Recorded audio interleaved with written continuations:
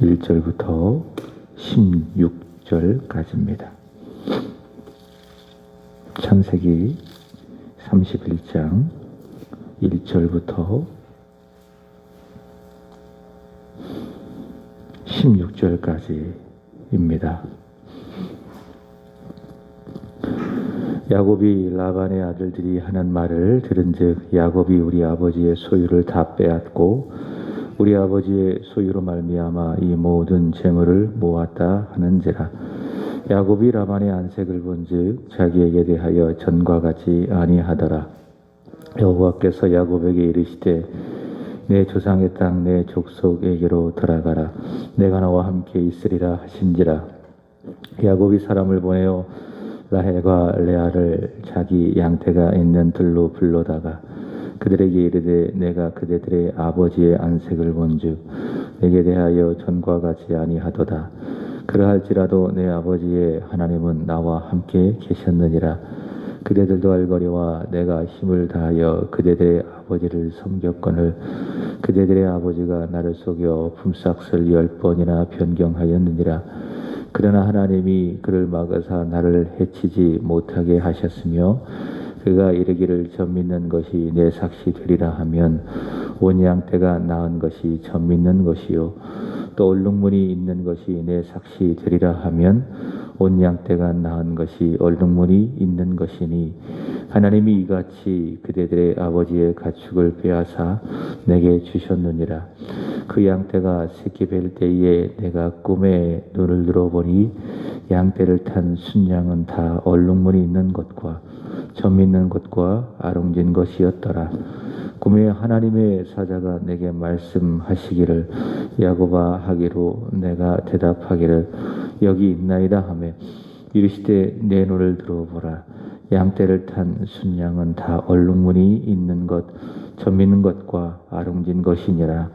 라반이 내게 행한 모든 것을 내가 보았노라. 나는 베델의 하나님이라.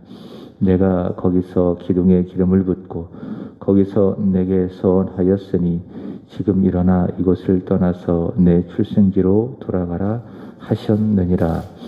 라헬과 레아가 그에게 대답하여 이르되 우리가 우리 아버지의 집에서 무슨 분깃이나 유산이 있으리요.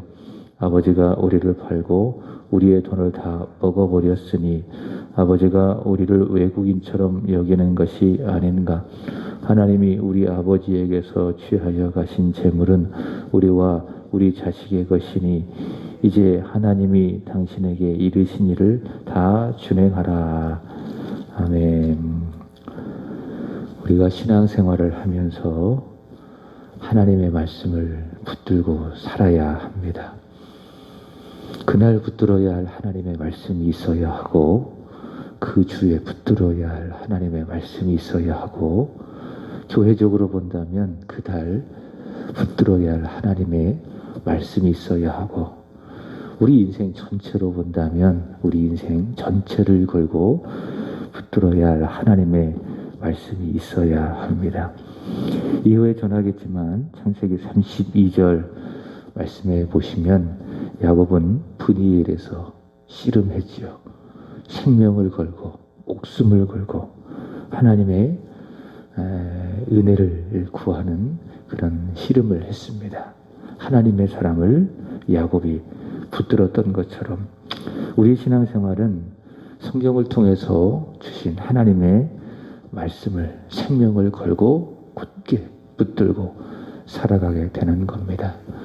시편 1편의 말씀처럼 내게 주신 하나님의 말씀을 사랑하고 그 말씀을 주야로 묵상하면서 또 요한계시록 1장 3절에 기록되어진 하나님의 말씀처럼 그 말씀을 읽고 듣고 지켜 행하는 겁니다. 그게 뭐냐?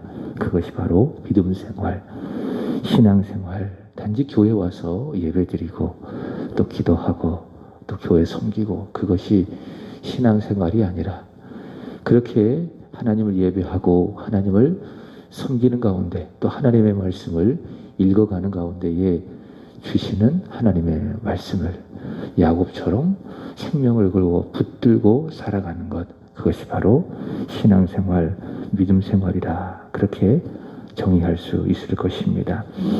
야곱이 그렇게 했습니다. 고향 땅 브엘세바를 떠났죠. 에서의 보복을 피해 브엘세바를 떠나 베델에 이르렀고 거기서 그는 인생을 붙드는 하나님의 말씀을 받게 됩니다. 창세기 28장 15절의 말씀이죠.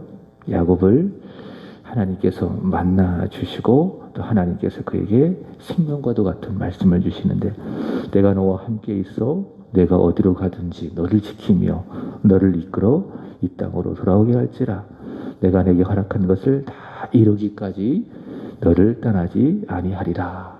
이 하나님의 말씀, 이 말씀을 야곱은 받게 됩니다. 야곱은 베델의 하나님 그리고 그 베델의 하나님에서 나타나셔서 그에게 하셨던 하나님의 말씀을 생명으로 여기고 그 말씀을 굳게 붙들고 하란 땅 외삼촌의 라반의 집에 이르러서 20년을 살았습니다. 20년을 살아갔던 그 순간도 결코 순탄하지 않았죠. 순적하지 않았죠. 레아를 시작을 해서 라헬을 얻었고 레아와 라헬이 남편의 사랑을 독차지하기 위해서 서로 시기하고 다투고 또 경쟁하고 이 어려움들을 많이 겪었습니다. 또 외삼촌과 함께 살아가면서 외삼촌의 이 속임수를 알면서도 속임을 당할 수밖에 없는 그 어려운 처지도 경험을 했습니다. 자, 그렇지만 하나님은 말씀하신 대로 약속을 지키셨죠.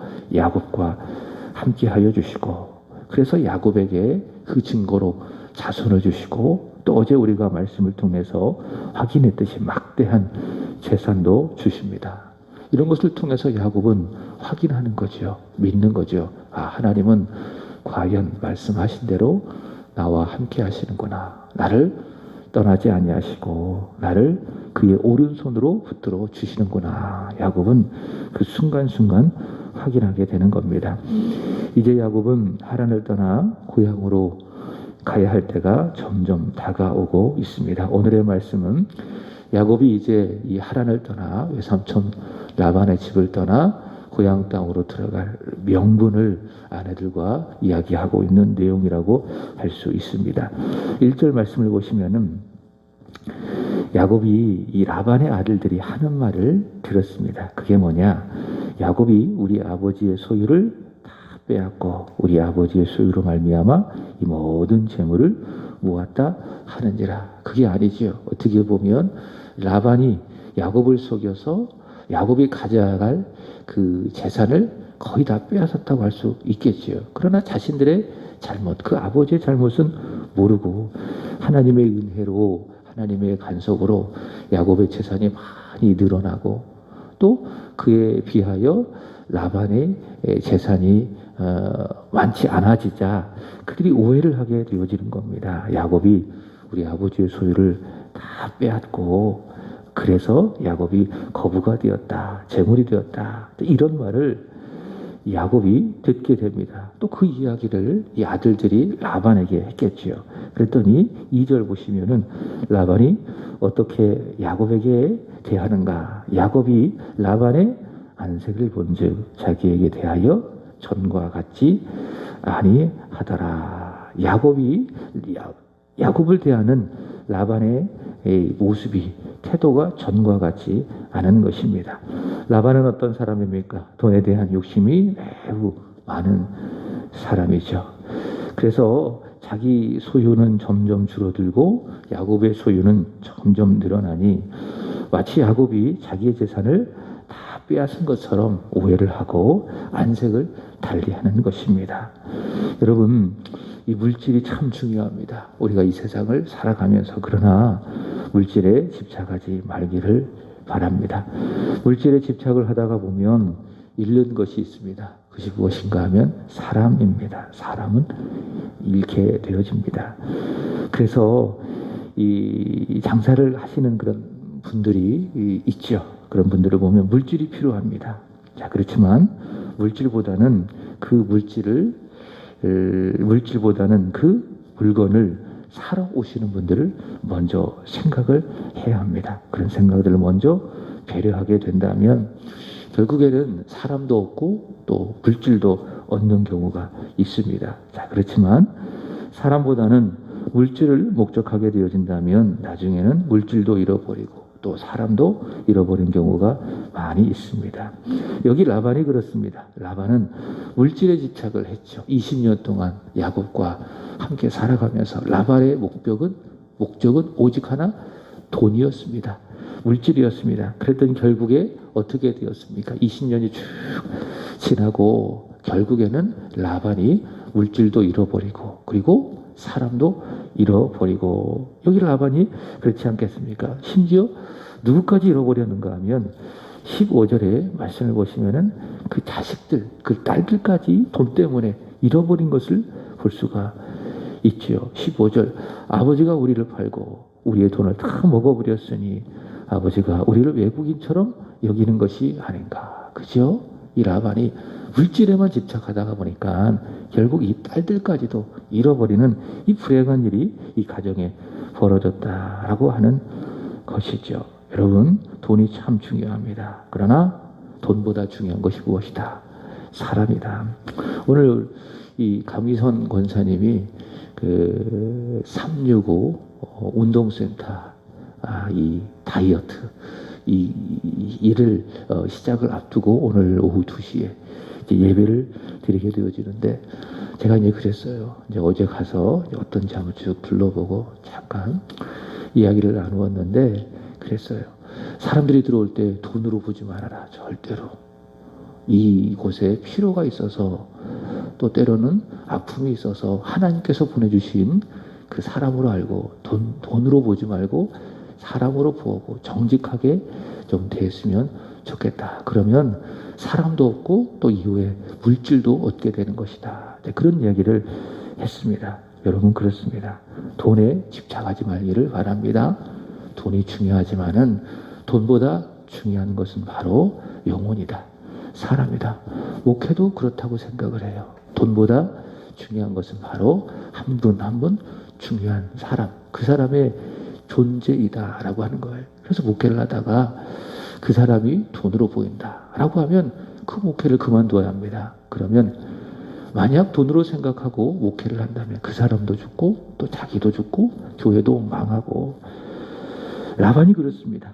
라반은 모든 것들을 다 돈으로만 생각하는 그런 물질 중심의 사람이었습니다. 그러니 결국 야곱도 잃어버리고 그리고 그 딸도 잃어버리는 이 안타까운 일들이 벌어졌다라고 하는 것이죠.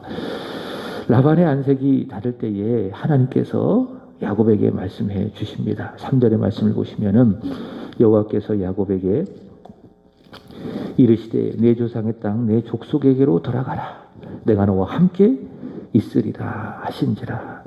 하나님은 야곱에게 고향으로 돌아가라 말씀하시고 4절 말씀 보시면은 야곱은 몰래 라헬과 레아를 은밀하게 불러서 아버지가 듣지 못하도록 아버지 몰래 자신이 하란을 떠나야 할 이유를 전하게 되어지는데, 특징이 있다면 주관적인 자기 생각을 두 아내 이 레아와 라헬에게 강요를 한 것이 아니라 자신에게 주어진 하나님의 말씀, 내가 받았던 하나님의 말씀, 또 야곱이 살아왔던 그 삶의 정황, 이 두 가지 하나님의 말씀이 있고 또 내가 하란에서 20년을 어떻게 살았는지 이 두 가지를 객관적으로 잘 납득이 가게, 이해가 가게 설명을 하고 있습니다. 그것이 바로 4절부터 13절까지의 말씀이죠. 내가 이 땅을 떠날 수밖에 없는 이유, 분명한 명분.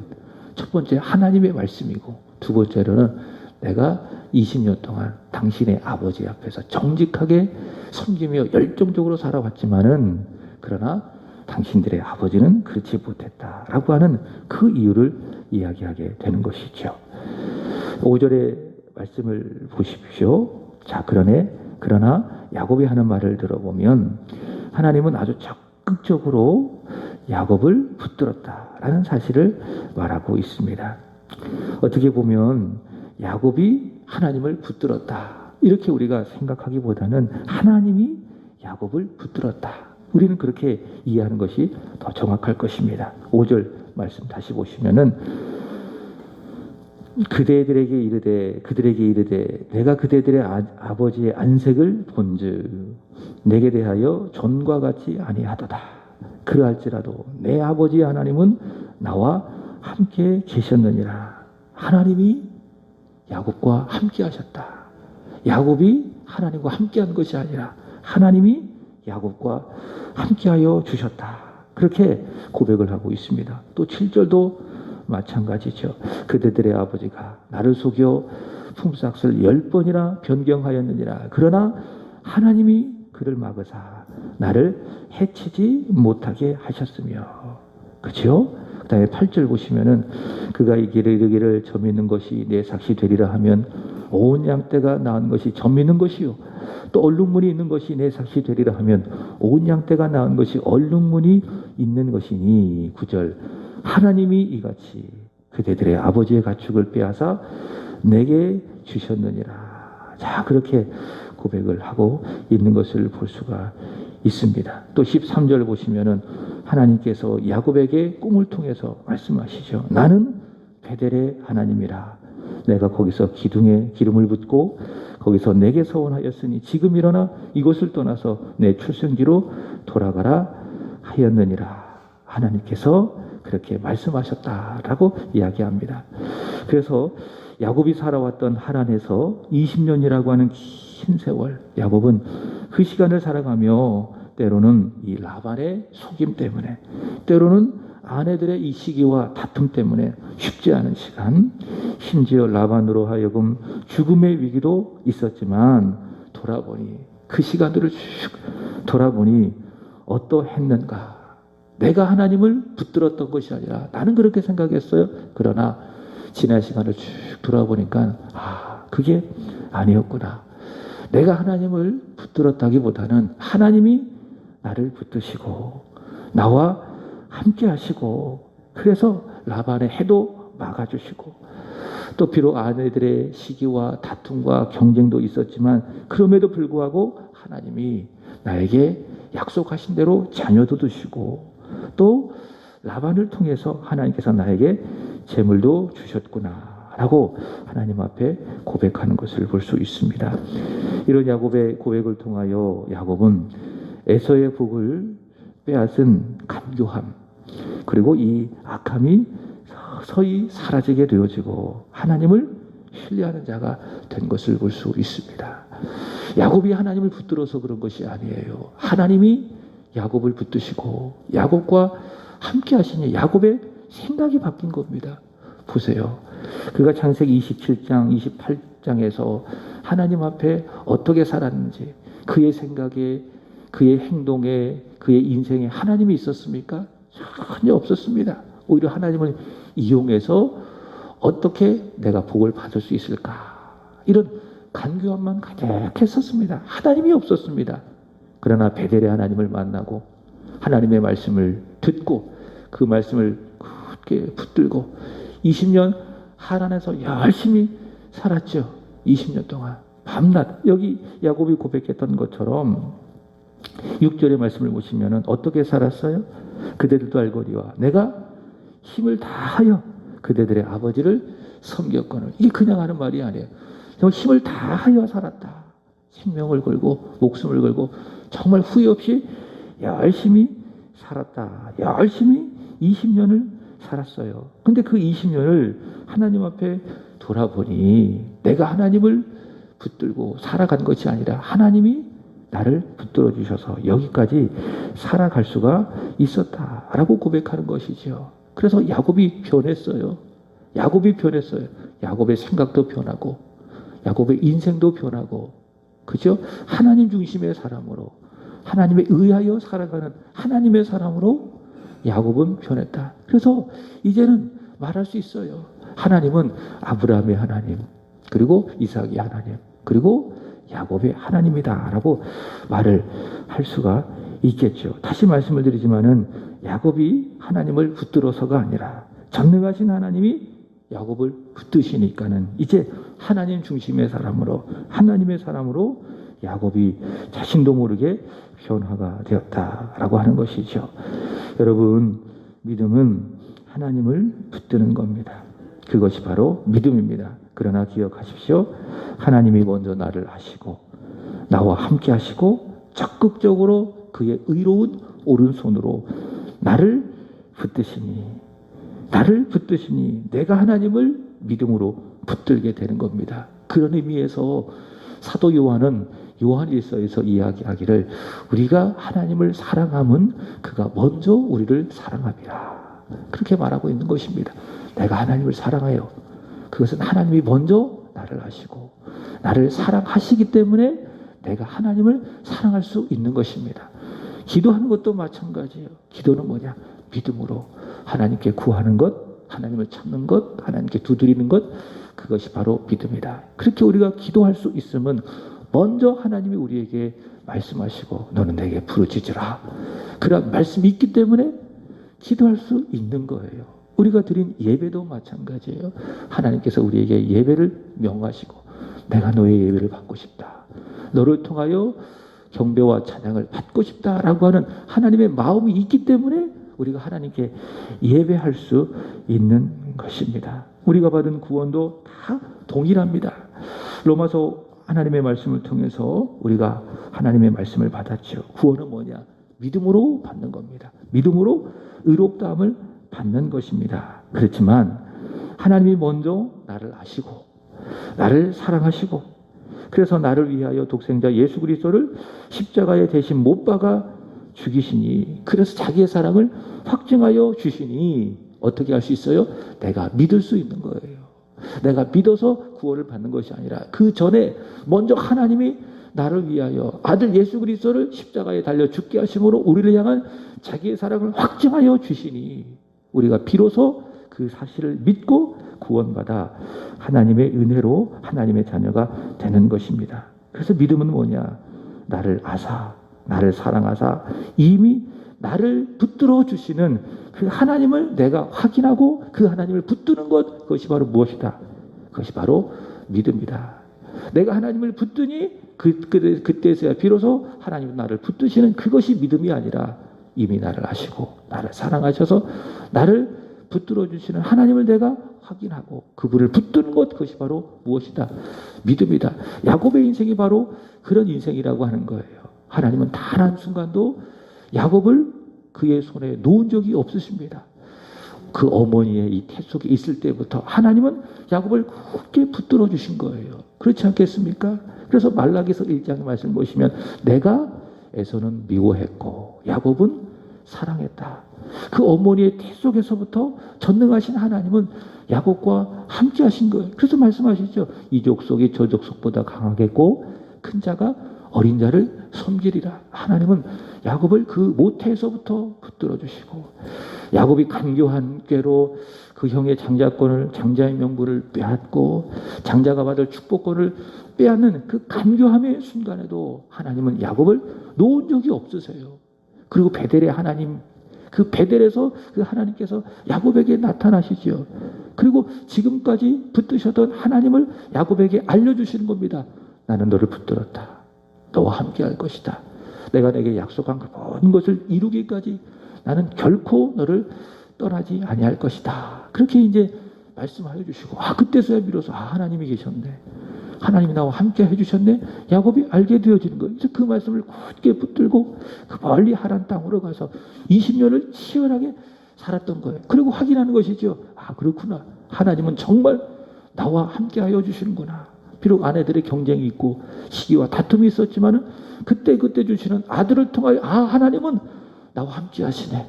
나를 붙드시네. 외삼촌 라반이 간교하게 자신을 속여서 품삯을 20번, 10번이나 섬기는 그 안타까운 그 불행한 상황, 심지어 목숨을 잃을 수밖에 없는 그 상황 속에서도 야곱은 믿는 거예요.